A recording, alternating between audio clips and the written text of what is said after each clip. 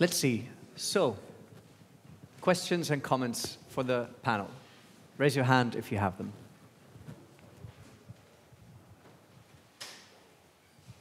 There's one over there. Thank you very much. I'm very looking forward to see IPCC Climate Atlas on C3S. So if I'm not mistaken, currently it's not possible to get the national overview, like averages and all the things. So is it maybe that something like that in plan?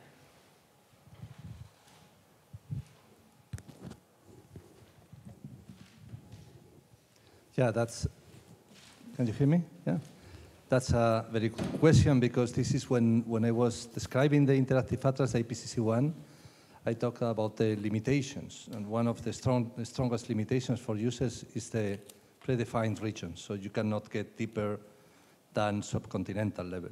So this is one of the high priorities for this new development. So what we will have soon available in the CDS is the data set underpinning the Interactive Atlas, so the monthly time series, gridded time series, so you can do this analysis offline.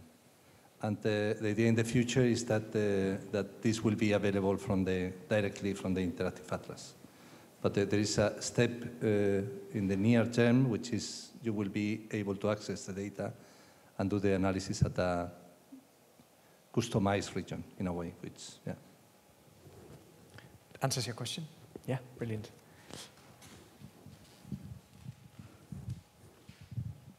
My question really close to this one, because I want to know if you already have planned how, in the infrastructure concept view, how do you implement this atlas inside of CDS? Because in CDS already has the data catalog over there. So you are going to combine together, you would have another access to this atlas.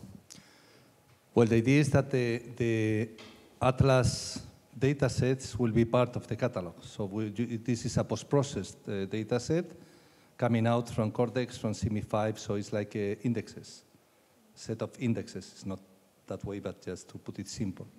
And the idea is that we are working with the modernization partners of the CDS in order to align with the new developments. So to align with the most likely Jupyter notebooks for the toolbox, the new CDS components, and so on and so forth. So the idea is that the Interactive Atlas will be integrated with the C3S infrastructure, the new one. So does it mean that you are not going to embed the atlas inside of the data catalog entry? No, the viewer will be a standalone application running in C3S infrastructure, but not depending directly on any of the existing components. Okay, thank you.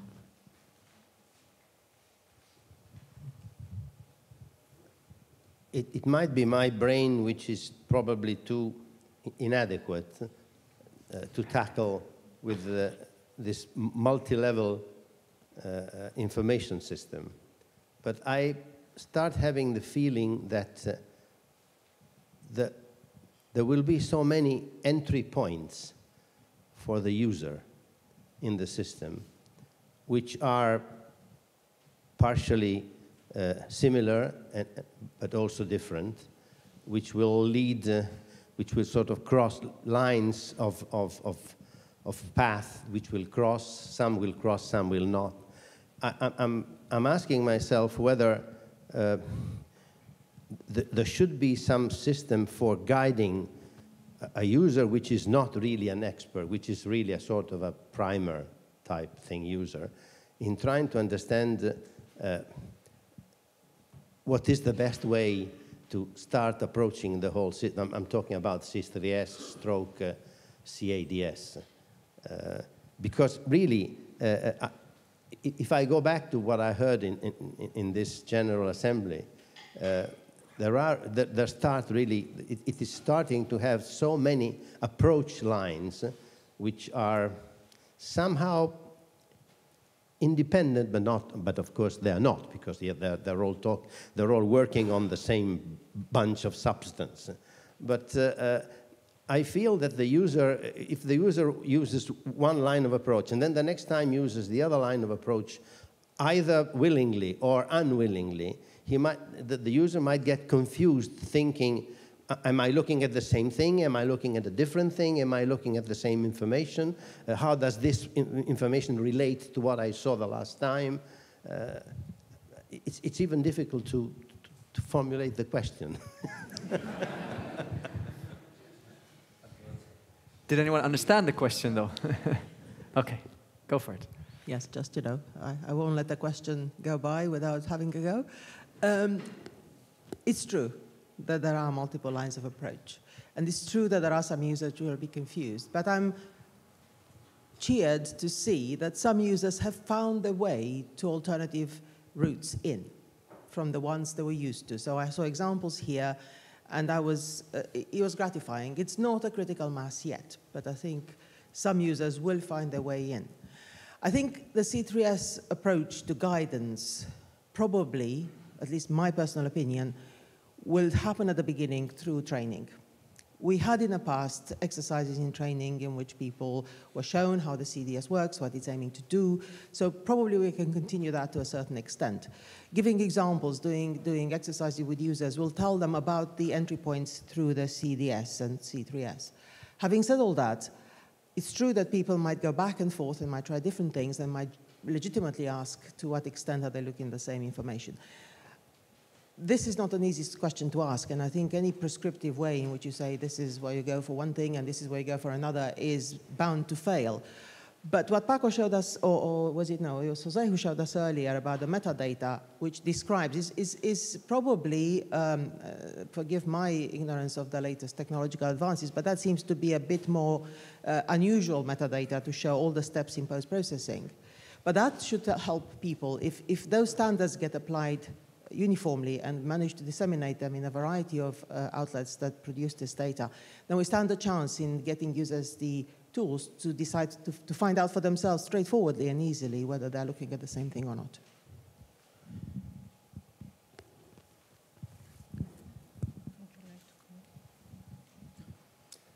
I think I have nothing to add, but basically the more you offer the users, the more confusion you put in the application, in the tool. So I think what is important is to keep the catalog as the main entry point. And then, of course, users need to have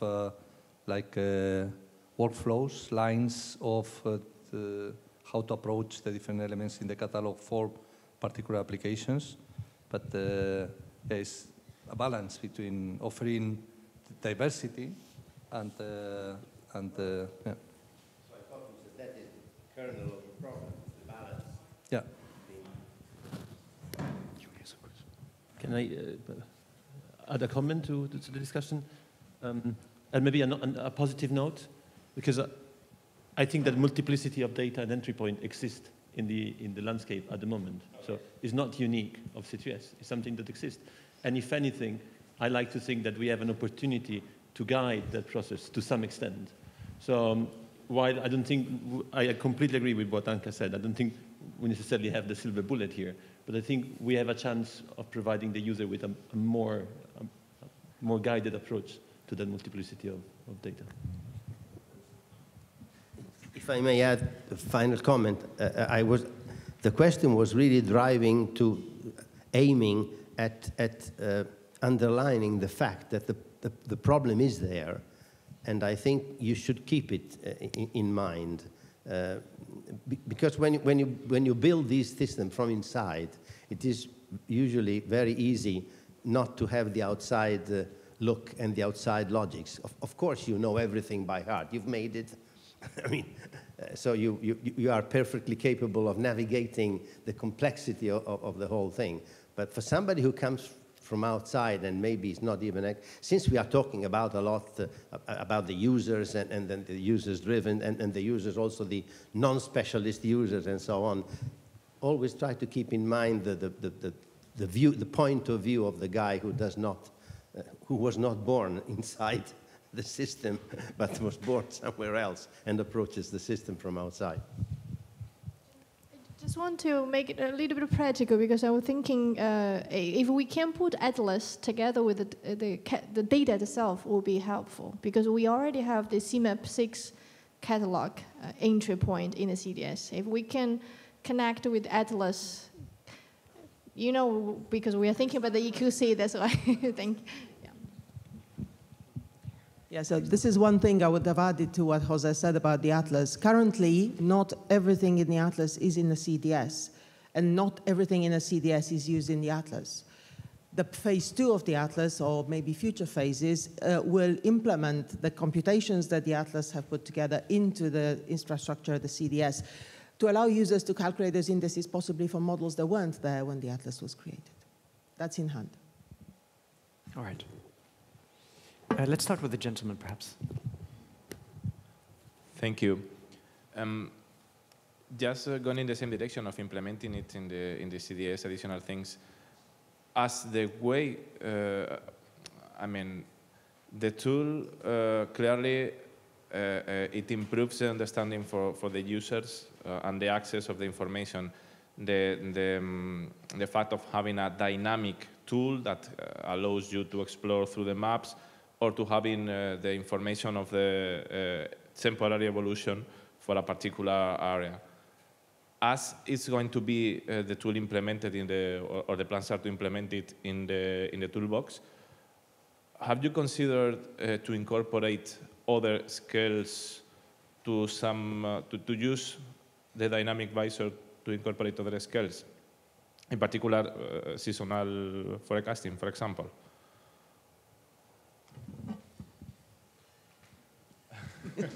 It's a long shot, yes, I know. Yes, but yes. Okay. No, it's unfair. We are open to suggestions about what workflows would be most beneficial to users. It's a multi-dimensional problem, so we need to start somewhere. We need to prioritize things.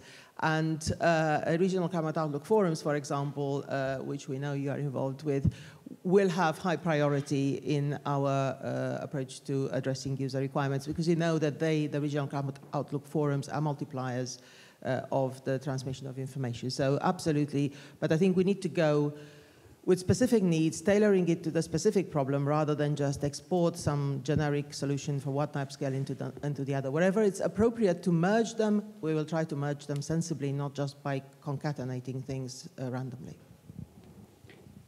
Thanks. If you don't mind, I'll take a question from the online platform, which may be coming from either our online audience or the smaller room. I'll just read it out. How far towards the user decision realm should C3S go? Or where does the work of C3S stop and that of national level institutions need to take over in the service to users?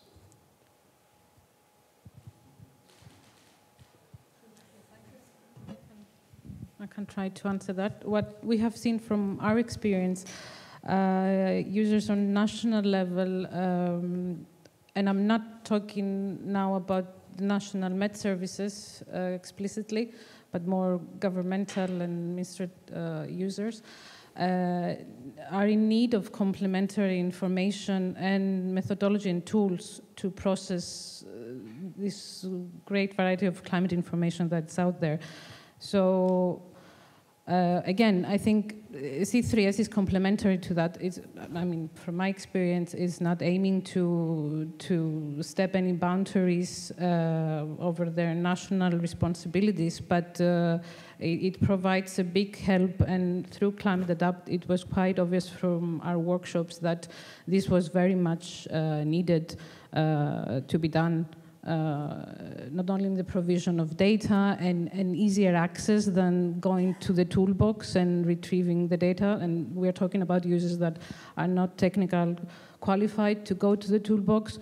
And they need also a more easy understanding of what is uncertainties, what are the models saying, and all this. So it's complementary information towards the national level institutions and organizations.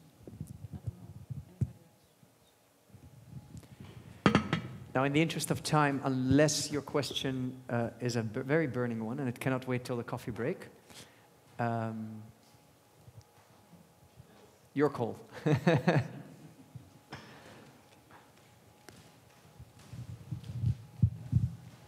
I think it's a burning question. It's for Anka, for Paco, or for Carlo, or for anyone. We've been working with, we're at a small tech company. We provide climate data, but after 3 years, what we actually do is talk to the clients. Do what, as my colleague said, climate therapy, because we spend all the time trying to go from the appetite to the primo plateau.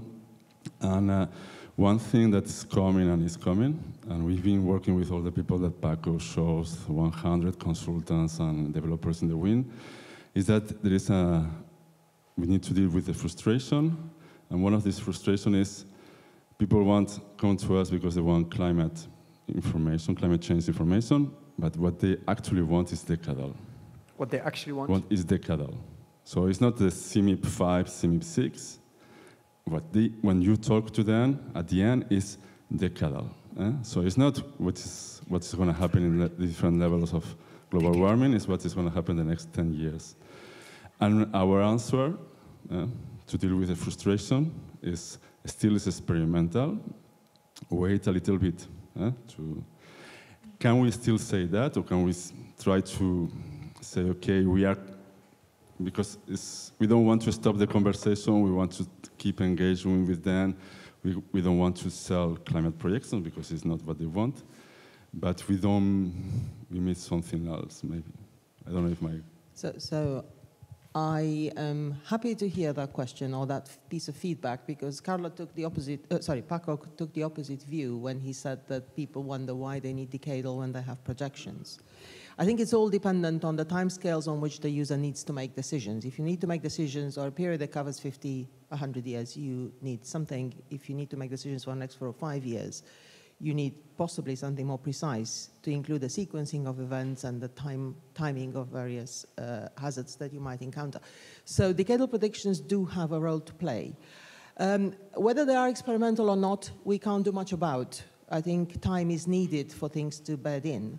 I would suggest that the engagement of users with this data is part of what is going to turn the experiment into something that can be used in operations. So I would encourage you to keep talking to people. We are slow in doing these things. There's no two ways about it.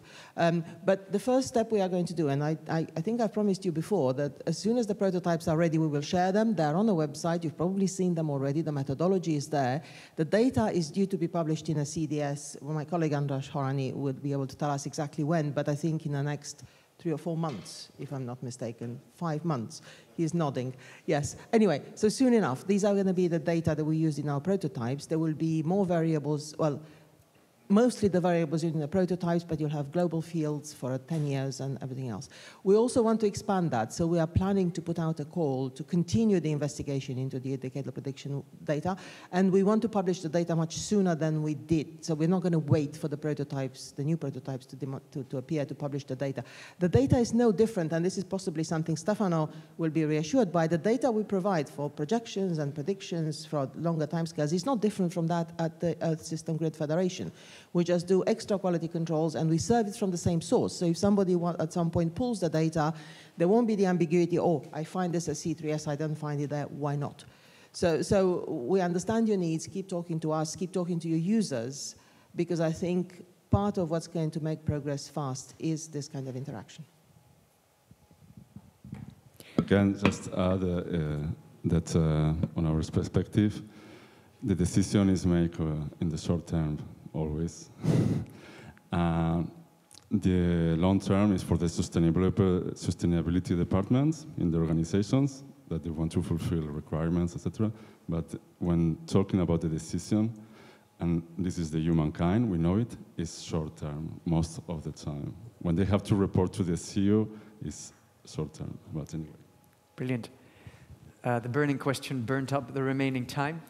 I suggest we wrap up and conclude this panel discussion.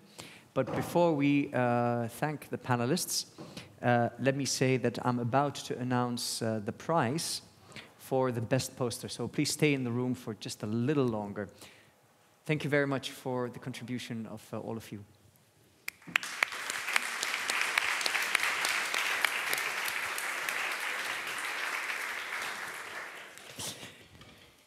And the winning poster had the following title: Temperature and Precipitation Scenarios over Europe in the Météo France C3S Seasonal Forecasts. Damien Speck is in the room, I hope. Can you get up?